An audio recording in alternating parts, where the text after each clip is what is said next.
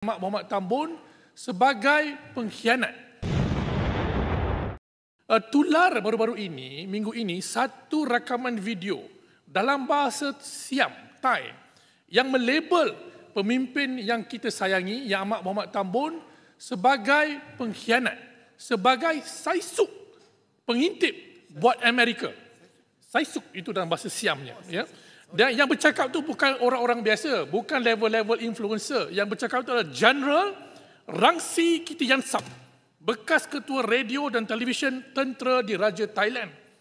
Jadi dalam rakaman tersebut, pengerusi, beliau membuat tuduhan terhadap Yang Amat Mohamed Tambun yang mengatakan Yang Amat Mohamed Tambun ni telah membuatkan Thailand berdepan dengan satu kerugian melibatkan perjanjian damai Thailand-Kemboja. Jadi ini perkara yang saya rasa Wisma Putra perlu beri jawapan balas.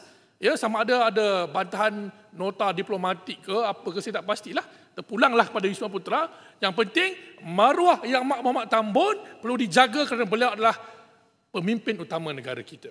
Kita boleh berbeza pandangan dalam politik, tapi boleh melibatkan pertempuran, perbezaan di antara dua buah negara atau tiga dan sebagainya.